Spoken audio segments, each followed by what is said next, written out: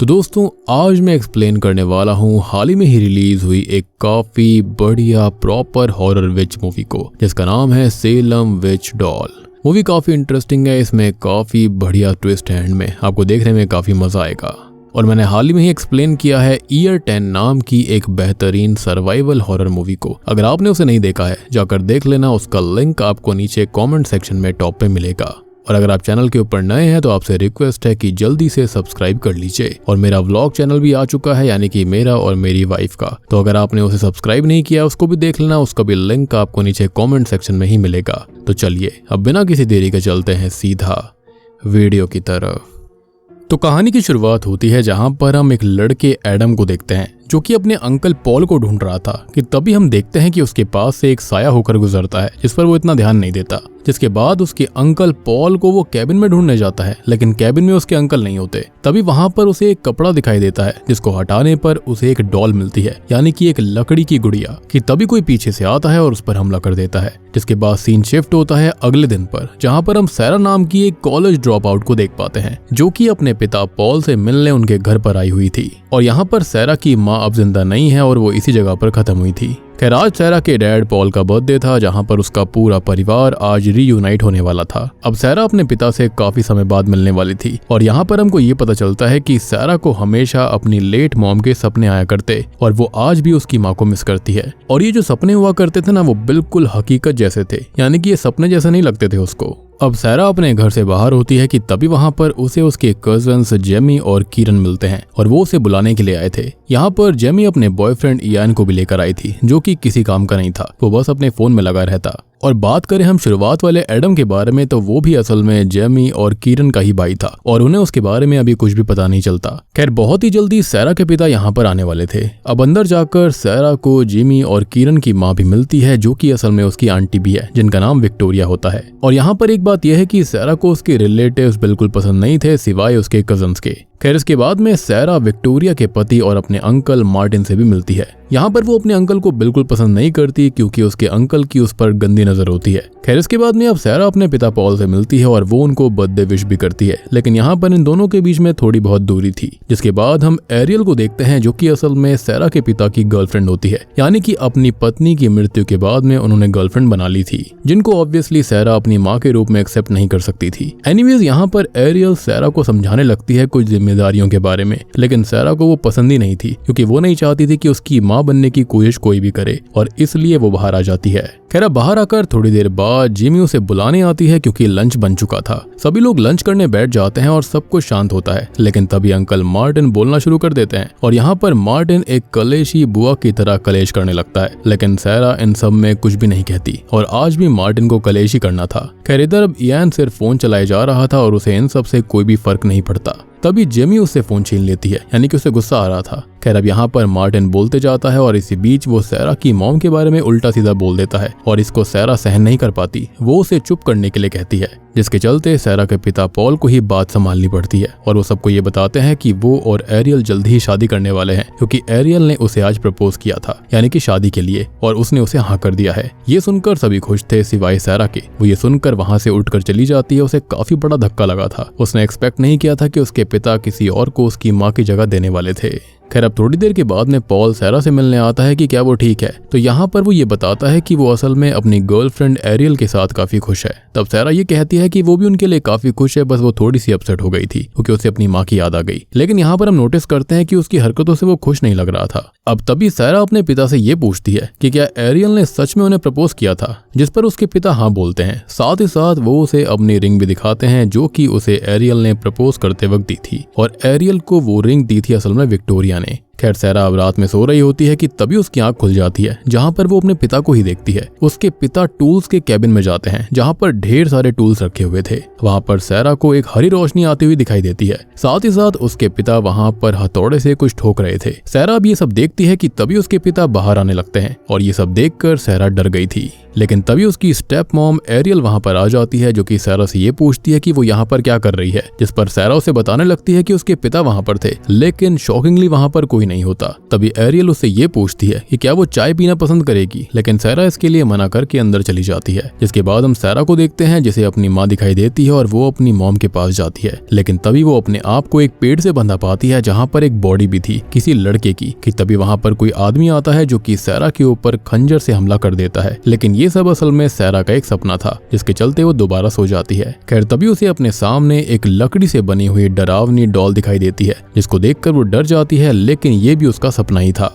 जिसके बाद में सैरा, जिमी, इयान और कीरन बाहर घूमने जाते हैं। लेकिन जाने से पहले सैरा को मार्टिन रोक लेता है। मार्टिन उससे कल रात के लिए माफी मांगता है और इसी बीच वो उस पर चांस मार रहा था, लेकिन सैरा वहां से उसे बाय बोलकर निकल जाती है। खैर सैरा और जिमी साथ होते हैं और उधर इयान और कीरन साथ थे। खैर यहाँ पर जेमी जो होती है वो अपने पिता के बर्ताव के लिए सैरा से माफी मांगती है। जिसके बाद वो उससे पूछती है कि उसके पिता के लिए वो कैसा फील कर रही है, जिस पर सैरा बताती है कि वो खुश है अपने पिता के लिए, कम से कम कोई तो खुश रहे उनमें से। इसी बीच वहाँ पर कीरन आता है और कीरन अकेला आया था। वो इयान को पीछे ही छोड़ आया था क्योंकि वो स्मोक करना चाहता था। ये देखकर जेमी उसे ये कहती है कि क्या वो पागल है, और इसी बीच वो इयान को ढूंढने निकल जाती है। तभी हम इयान को देख पाते हैं जो कि कान में ईयरबड्स लगाकर आराम से जा रहा था। उसका पूरा ध्यान फोन पर ही होता है कि तभी कोई आकर पीछे से हथौड़े से उस पर हमला कर देता है। इधर जेमी उसे ढूंढ रही होती है लेकिन वो उसे कहीं नहीं मिलता। उसे उसका भाई कीरन मिलता है जिसे देखकर जेमी उसे सुनाने लगती है, और ऐसा इसलिए क्योंकि ये सब उसी की लापरवाही की वजह से हुआ था। यहाँ पर वो दोनों आपस में लड़ने लगते हैं।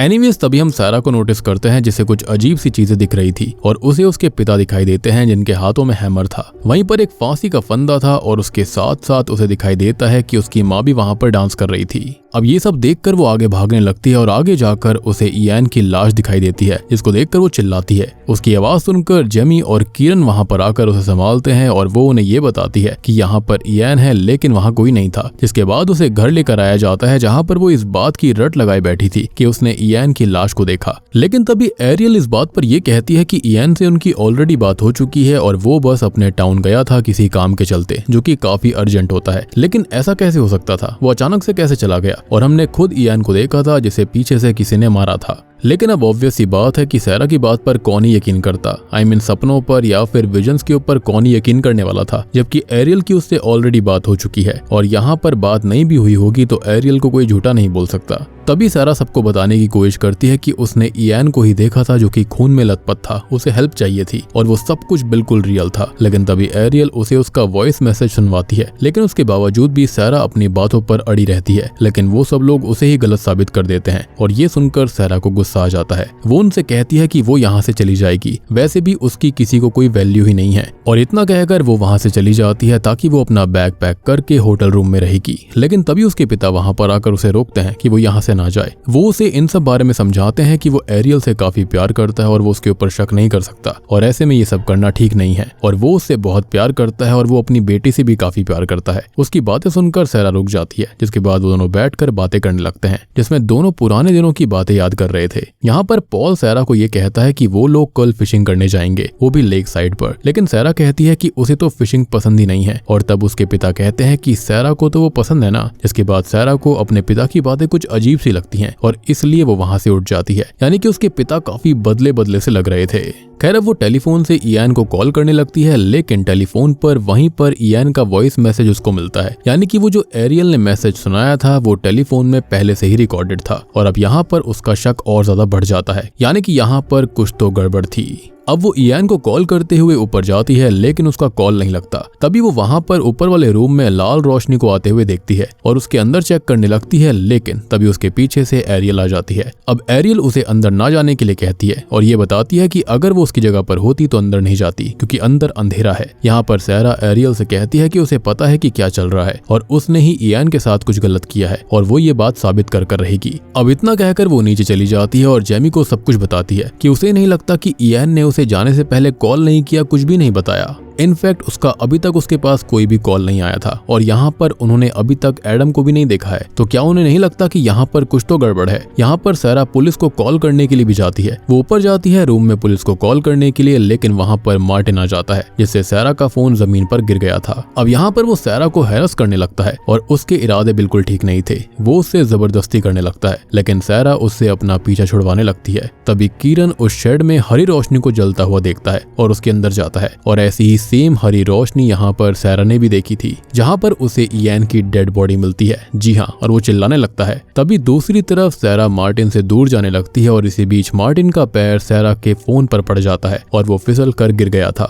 लेकिन होता यह है कि मार्टिन फिसलने की वजह से वहीं मारा जाता है और सभी लोग वहां पर आ जाते हैं और सारा का सारा इल्जाम सैरा पर लग गया था। सबको यही लग रहा था कि इयान को भी उसने ही मारा होगा। खैर तभी वहां पर किरण भी आता है, लेकिन अपने पिता को देखने के बाद वो उन्हें कुछ नहीं बता पाता। इस बीच सैरा के पीछे वो वुडन डॉल आती है, यानी कि वही लकड़ी की डॉल, जो कि उसे खींचकर दूसरे रूम में ले जाती है। और ये सब देखकर किरण भागने लगता है और उसके पीछे जेमी, एरियल और पॉल भी भागते हैं। और यहाँ पर विक्टोरिया भी उसे देखने जाती है, लेकिन सैरा जिंदा होती है। तभी विक्टोरिया को वो वुडन डॉल पकड़ लेती है और उसकी गर्दन तोड़कर उसे मार डालती है, जिसके बाद सैरा वहां से भागने लगती है। दूसरी तरफ जेमी किरण को रोकती है कि उन्हें सैरा को बचाना होगा, लेकिन किरण नहीं रुकता। लेकिन तभी वो वुडन डॉल उन दोनों को भी पकड़ लेती है। जेमी की जब आंख खुलती है तब वो अपने आप को पेड़ से बंधा पाती है और किरण ठीक उसके सामने फांसी के फंदे से बंधा हुआ था। खैर तभी वो लकड़ी की डॉल वहां पर आती है और जेमी के सामने ही उसे लटका देती है। इधर सैरा वहां से जा ही रही थी कि तभी एरियल उसके सामने आती है और सैरा को एरियल पे शक था, लेकिन एरियल उसे अपने साथ यहाँ से निकलने को कहती है। लेकिन तभी उसे पीछे से विक्टोरिया स्टैब करके मार डालती है। और दोस्तों, अब यहाँ पर खुलते हैं इस मूवी के असली पत्ते। यहाँ पर ये रिवील होता है कि असल में विक्टोरिया ही इन सब के पीछे थी, और इतना ही नहीं, साथ ही साथ उसके पिता पॉल भी इसमें शामिल थे। जी हाँ, यानी कि सैरा के पिता। यहाँ पर विक्टोरिया कहती है कि उसे सालों से इसी पल का इंतजार था। तो जो विक्टोरिया थी वो असल में एक विच होती है। जी हाँ, जिसके बाद विक्टोरिया पॉल को ऑर्डर देती है अपनी बेटी को उठाकर लाने के लिए, और पॉल ऐसा ही करने लगता है, जो कि बहुत ही वियर्ड बात थी। अब वो उसे एक जगह पर लाते हैं जहां पर वो डॉल सैरा को पकड़ लेती है। यहाँ विक्टोरिया शॉकिंगली अपनी बेटी जेमी को ही मार डालती है। जी हाँ, वो असल में एक रिचुअल कर रही थी, लेकिन वो ये सब कर क्यों रही थी? दरअसल ये जो विच विक्टोरिया है वो अपने पिछले कई सालों पुरानी बात का बदला ले रही है, जहाँ पर सैरा के परिवार ने उसके बच्चों को मार दिया था, लेकिन ये सब उनके पिछले जन्म में हुआ था। लेकिन यहाँ पर जो विच थी वो कई सौ सालों से जिंदा थी और वो इसी पल का इंतजार करती रही। फिर एक दिन उसने अपने कातिल के भाई यानी कि मार्टिन से शादी की, और ये रिचुअल वो इसलिए कर रही थी ताकि इनकी बलि देने के बाद उसके बच्चे उसे वापस मिल जाएं। यहाँ पर वो अपनी बेटी को अपना नहीं समझती थी, वो बस अपने पहले वाले बच्चों को ही चाहती थी। खैर इसी बीच होता यह है कि सैरा वहां से बचकर निकल जाती है और छिप जाती है। तब पॉल उसे ढूंढने निकलता है और पॉल उसे पकड़ लेता है, लेकिन पॉल के हाथों की अंगूठी ही थी जो कि पॉल को वश में करके रखी हुई थी। सैरा अब किसी तरह से उस अंगूठी को निकाल देती है। और अब आपको समझ में आया होगा कि क्यों विक्टोरिया ने एरियल को वो अंगूठी दी, ताकि एरियल उससे उसे प्रपोज करे। और हो भी सकता है कि शायद से विक्टोरिया ने एरियल को हिप्नोटिज्म करा होगा, जिसके चलते उसने पॉल को प्रपोज कर दिया और वो अंगूठी उसे पहना दी। बेसिकली विक्टोरिया ने अपना मतलब निकाला ताकि पॉल उसके शिकंजे में आ जाए। खैर अब वो अंगूठी जैसे ही उतरती है पॉल नॉर्मल हो जाता है। और आपको एक बात और समझ में आई होगी कि यहाँ पर क्यों पॉल को याद नहीं था कि उसकी बेटी सैरा को फिशिंग नहीं पसंद थी, क्योंकि वो यहाँ पर विक्टोरिया के स्पेल में था। एनीवेज पॉल और अब वो वहां से बाहर निकलने लगते हैं, लेकिन जेमी जो होती है वो अभी भी जिंदा थी और इसलिए सैरा उसकी हेल्प करना चाहती थी। इसलिए वो दोनों वहां पर जाते हैं, लेकिन जो पॉल होता है वो सैरा को पकड़ने का नाटक करता है और वो उसे विक्टोरिया के सामने लेकर जाता है। ऐसा जताता है जैसे कि वो अभी भी उसके वश में था, लेकिन ऐसा नहीं होता। अब पॉल के हाथों में विक्टोरिया उस रिंग को ना पाकर सब कुछ समझ जाती है और जैसे ही पॉल उस पर हमला करने आगे बढ़ता है वैसे ही वो पॉल को रोक देती है। अब यहाँ सैरा को उसकी माँ ये बताती है कि वो भी असल में एक विच ही है, जिनकी उम्र धीरे धीरे बढ़ती है, लेकिन वो इनविंसिबल नहीं होते बल्कि वो भी मर सकते हैं। वो ये बताती है कि विक्टोरिया की एक बेटी थी और उस बेटी को किसी ने मार दिया था, एक आदमी ने, और वो कोई और नहीं बल्कि पिछले जन्म में वो पॉल ही था। और यहाँ पर विक्टोरिया को उसकी बेटी चाहिए, इसलिए वो ये सब सैक्रिफाइस कर रही है और सैक्रिफाइस भी वो इन्हीं का कर रही है क्योंकि इनकी वजह से ही उसकी बेटी उनसे छिन गई थी। अब अचानक से सैरा होश में आ जाती है और उसे वो लकड़ी की डॉल पकड़ी हुई थी कि तभी सैरा के पिता उसे पीछे से स्टैब कर देते हैं, जिससे कि वो गिर जाता है। यानी कि यहाँ पर वो डॉल जो थी वो गिर गई थी और उससे विक्टोरिया भी कमजोर हो जाती है क्योंकि वो उससे जुड़ी हुई थी। अब इधर एक और वुडन डॉल होती है जो कि उन पर हमला कर रही होती है, लेकिन जेमी उठकर उस पर हमला कर देती है, जिसके बाद वो तीनों ही मिलकर वहां से निकलते हैं। और हम जानते हैं कि एडम के साथ भी क्या हुआ होगा, उसको भी मार दिया गया। और यहाँ पर अब सुबह होती है जहाँ पर जेमी की हालत खराब थी, लेकिन उसे हॉस्पिटल पहुंचाकर वो उसका इलाज करवाएंगे। पॉल अपनी बेटी को इन सब के लिए थैंक यू भी कहता है। और अब आपको समझ में आया होगा कि यहाँ पर स्टार्टिंग में क्या हुआ था। पॉल जो था वो शुरुआत से ही विक्टोरिया के उसमें था, यानी कि झांसे में, और उसका रीजन कुछ और नहीं बल्कि वो रिंग थी, जिसके चलते शायद से इस वुडन डॉल ने, विक्टोरिया ने और पॉल ने मिलकर इनडायरेक्टली शायद से यहाँ पर एडम को भी मार डाला। लेकिन रिचुअल के लिए शायद से और लोगों की जरूरत थी, लेकिन वो पूरा नहीं हो पाया था। एंड आई बिलीव कि यहाँ पर विक्टोरिया फिर से आएगी, अगले हर जन्म में इनको मारने के लिए जरूर आती रहेगी। लेकिन हम यहाँ पर ये जान चुके हैं कि सैरा के भी रगों में विच वाला ही खून दौड़ रहा था, जिसके चलते अब वो अपने परिवार को बचाएगी। और बूम, इसी के साथ में ये मूवी यहीं पर खत्म हो जाती है। तो दोस्तों, ये थी सेलम विच डॉल फिल्म की कहानी। उम्मीद करता हूँ कि आपको पसंद आई होगी। यहाँ पर विक्टोरिया नाम की एक विच हुआ करती थी, जिसके बच्चों को पॉल और उसके परिवार ने मार दिया था, और इस चीज का बदला वो अगले जन्म तक लोगों से ले रही थी, यानी कि पॉल के पुनर्जन्म से भी। अब ऑब्वियसली पॉल को ये सब चीजें याद नहीं थी, और वो इन सबको मारकर यानी कि उसके परिवार को खत्म कर कर एक रिचुअल कर रही थी, जिसके चलते वो अपने ओरिजिनल बच्चों को वापस ला पाए। यानी कि यहाँ पर उसने अपने जो खुद के फिलहाल के बच्चे थे, जो मार्टिन के साथ उसके बच्चे पैदा हुए थे, उसने उन तक को भी खत्म करने की कोशिश करी।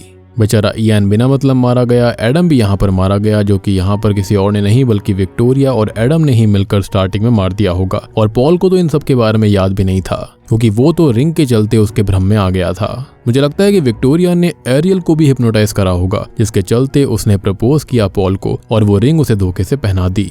अब यहाँ पर एक बहुत ही बड़ी बात रिवील होती है कि जो सैरा है उसकी माँ भी एक विच ही हुआ करती थी, तो आई बिलीव कि उसके अंदर भी कहीं ना कहीं विच वाला ही खून दौड़ रहा था, तभी तो उसको मारना यहाँ पर आसान नहीं था। और अब आपको ये भी समझ में आया होगा कि क्यों उसको वो विजन्स वगैरह आया करते थे। तो दोस्तों, उम्मीद करता हूँ कि आपको ये फिल्म पसंद आई होगी। पसंद आई है तो वीडियो को लाइक कर देना, चैनल के ऊपर नए हैं तो सब्सक्राइब कर लीजिए। अगर आपको कोई डाउट है तो आप कमेंट सेक्शन में पूछ सकते हैं। और मैंने हाल ही में एक्सप्लेन किया है ईयर 10 फिल्म को, जो कि एक सर्वाइवल थ्रिलर हॉरर मूवी है। अगर आपने उसे नहीं देखा है, जाकर देख लेना, उसका लिंक आपको नीचे कॉमेंट सेक्शन में मिल जाएगा। तो मैं आप सबको मिलता हूँ अगली वीडियो के साथ में, तब तक के लिए